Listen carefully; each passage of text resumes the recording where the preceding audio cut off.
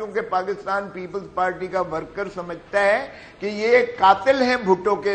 اچھا کھوسا صاحب، آپ کو پتا ہے کہ پاکستان کی سیاست اس وقت نا معیشت کے ارد گرد سارے کے سارا وہ گھوم رہی ہے. آئی ایم ایف کے ساتھ ہمارا وہ سٹینڈ بائی ایگریمنٹ ہو گیا ہے اور آج امید ہے ان کے بورڈ آف ڈائریکٹرز کی میٹنگ ہونی ہے اور جو پہلی ٹرانچ ہمیں مل جائے گی.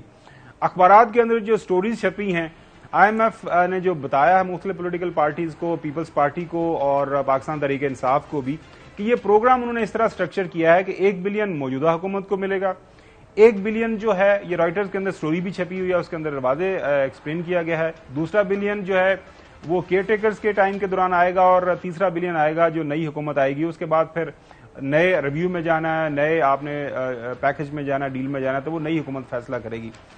آپ کو کیا لگ رہا ہے کہ یہ آئی ایم ایف کے دباؤ کی وجہ سے اب یہ صراط مستقیم پہ آ گئے ہیں کہ جی اب الیکشن کے جانا ہے؟ کیونکہ ماضی کے اندر یہ ایک سے زیادہ وجہ بیانات دے چکے ہوئے ہیں کہ جناب اعلیٰ ہم نے مشکل فیصلے کیے، ہمارا پولیٹیکل کیپٹل کنزیوم ہو گیا، ہمیں تو گریس پیریڈ ملنا چاہیے، سال 6 مہینے 1.5 سال کا ٹائم ملنا چاہیے، ایمرجنسی لگ سکتی ہے، لیکن اب سارے الیکشن کی طرف بھاگ رہے ہیں. وجہ کیا نظر آ رہی ہے آپ کو؟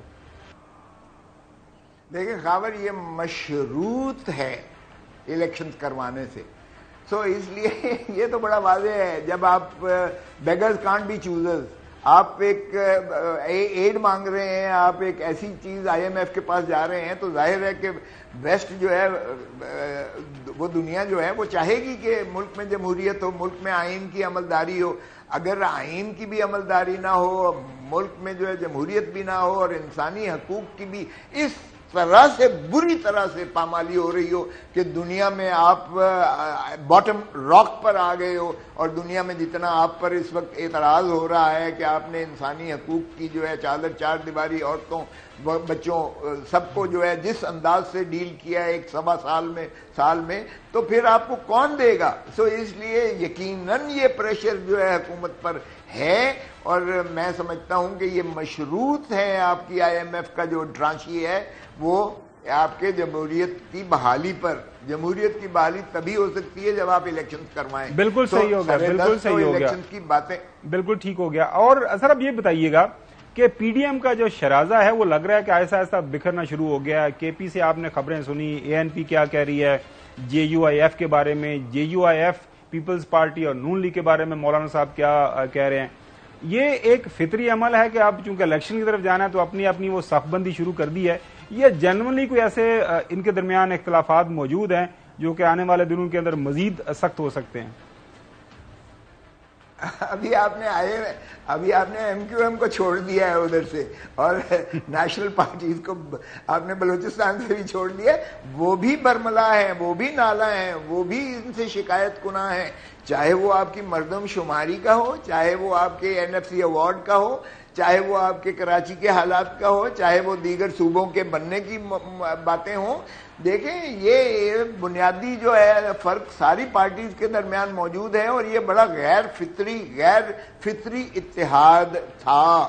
پاکستان پیپلز پارٹی کا ورکر پاکستان مسلم لیگ کے ساتھ جو ہے ایک اتحاد کو بالکل تسلیم نہیں کرتا، کیونکہ پاکستان پیپلز پارٹی کا ورکر سمجھتا ہے کہ یہ قاتل ہیں بھٹو کے. ضیاء الحق کی جو ہے کولابوریشن کے ساتھ شریف فیملی اس میں پوری طرح منسلک اور بالکل ہے. بی بی شہید کی تصویریں انہوں نے گندی پھینکی تھیں، اور یہ جو کچھ دھمکیاں دیتے رہے محترم آصف علی زرداری صاحب کو گردن میں پھندا ڈال کے چوکوں میں لٹکائیں گے اور خنجر مار کے اور ان کے پیٹ سے ڈالر نکالیں گے، تو یہ پیپلز پارٹی کا ورکر ان کے ساتھ بالکل تسلیم کرنے کو تیار نہیں ہے. سو اس لیے انہیں جو ہے ہر پارٹی اپنا پولیٹیکل کیپٹل جو ہے وہ سیو کرے گی. اور آپ دیکھیں گے آہستہ آہستہ کہ میرا بیانیہ اور اعتزاز کا بیانیہ اسی پر چلے گی پیپلز پارٹی، اور ہم انہی کو مورد الزام ٹھہرائیں گے کہ یہی کرتے دھرتے ہیں جنہوں نے تباہ حالی کی طرف ملک کو دھکیل دیا ہے. چوہدری صاحب یہ آپ سے سوال کرنا چاہ رہے ہیں. چوہدری صاحب کامنٹ بھی کر دیے گا،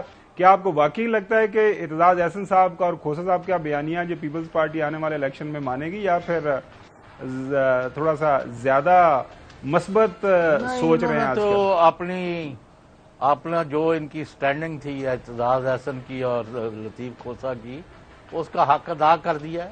پورے وکلاء اور پورے قوم جو ہے ان کی شکر گزار ہے کہ کوئی تو ہے जो मतलब है जो सर उठा के चले। वो 2 जजमेंट जो है एक्सपेक्ट की जा रही हैं आने वाले दिनों के अंदर के हो जाएं, वो उसके देरी हो रही है।